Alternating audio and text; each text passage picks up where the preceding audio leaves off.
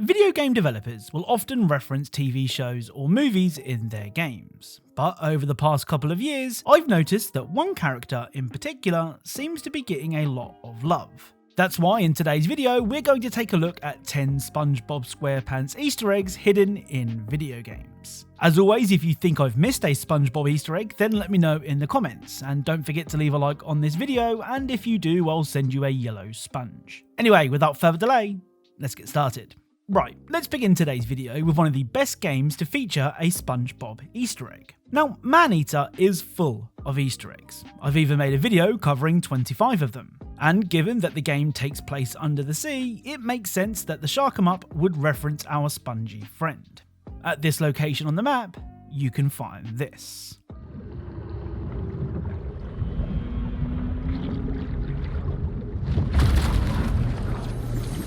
Sea sponges' demand for pineapple homes has sparked massive deforestation throughout Costa Rica. But being brainless, sponges rarely weigh the consequences of their buying decisions. So this pineapple under the sea is a reference to SpongeBob's home, which is a pineapple under the sea. You might want to get used to this Easter egg, or variations of it, as there is a lot more where this came from. So from one of the best games to feature a SpongeBob Easter egg to one of the most obscure. Stickman Party is a free-to-play mobile mini-game game, which sounds weird now that I'm saying it out loud. Anyway, one of these mini-games sees you taking control of a ship as you try to avoid cannon fire. Well, if you ignore the impending doom that a cannonball brings, you can once again spot SpongeBob's pineapple along with the homes of Squidward and Patrick. Unlike all of the other Easter eggs in this video that I recorded myself, this Easter egg was found and recorded by my son Freddie, so shout out to him. Next up is the first of 2 Hitman games to feature in this video.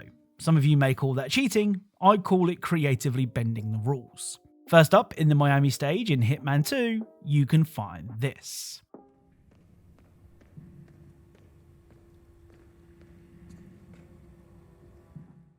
So inside one of the fish tanks, you can find a pineapple and a yellow sponge. Next up, also in Hitman 2, on the Haven Island map, you can find this.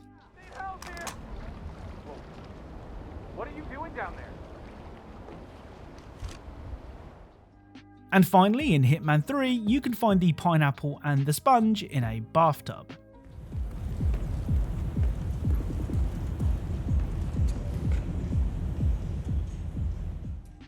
I mean, for a series known for its awesomely elaborate Easter eggs, reusing pretty much the same Easter egg 3 times in a row is a bit of a cop-out. Except when I do it, of course. Now, this next Easter egg from Tiny Tina's Wonderlands doesn't reference SpongeBob himself, or his seemingly really popular pineapple home, but it does reference a legendary SpongeBob character. At Shattergrave Barrow, you can find this.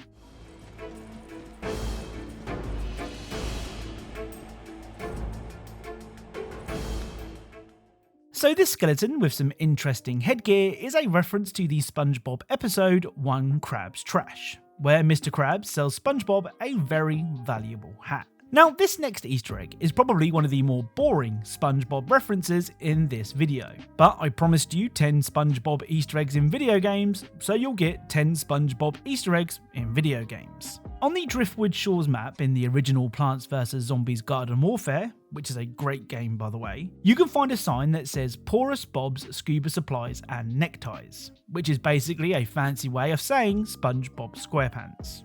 Well, sort of. Next up is the Crew Motorfest, with the Easter egg that gave me the idea for this video. At this location on the map, you can find a souvenir shop.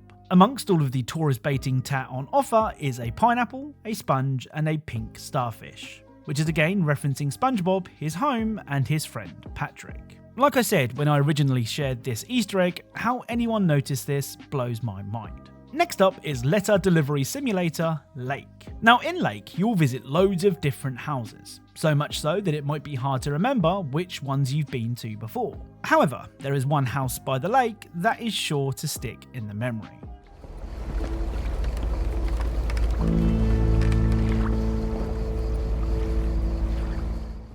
So at 400 East Lakeview Boulevard, you can once again find a sponge and a pink starfish, which is a reference to Big Bird from Sesame Street. Okay, it's another reference to SpongeBob and Patrick, but it's been a while since I made a Big Bird joke, so cut me some slack. Up next is the forgotten first-person shooter, Splitgate. Now, calling Splitgate forgotten may seem harsh. I mean, it was the hottest first-person shooter on the internet for a week or two back in 2021. But since then, the player base has dwindled, and now the devs are working on something else, which in my opinion, makes it forgotten. Anyway, enough of the history lesson. You're here for another unique reference to SpongeBob and his friends. Unfortunately, you won't find that here. On the Atlantis map, you can find this.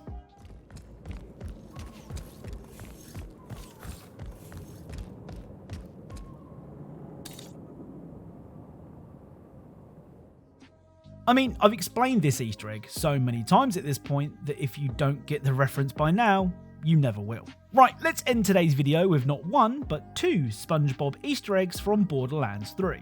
Now, most of the legendary weapons in Borderlands 3 are references to something or another, and the Stark Krakatoa is no different. This legendary sniper has a tagline of "Get him angry and he's bound to erupt," which is a reference to Captain Magma from SpongeBob. Captain Magma! Get him angry and he's bound to erupt! Krakatoa!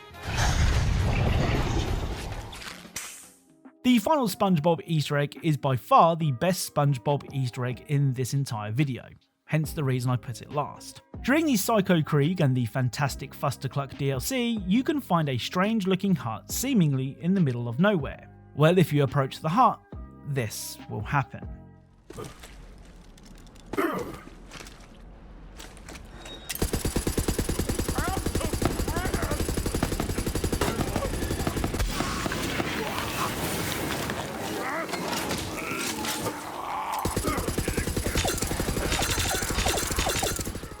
So allow me to introduce you to Spongebob Squarepants, who after having his head shot enough times will transform into Spongebob No Chance. Now this angry fella is actually really tough to take down. So tough in fact it took me multiple tries and eventually resorting to using a no reload pistol to grind him down in the cheesiest way I could think of.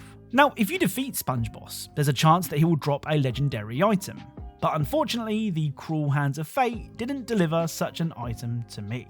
So that's it. If you enjoyed this video, then a like is really appreciated. If I'm honest, I'm not actually sure what they do, but I do know it's nice to see people like my videos. If you are a fan of Easter eggs and secrets in games, then perhaps consider subscribing, as that's what this channel is all about. Thank you all for watching, and I'll speak to you all soon.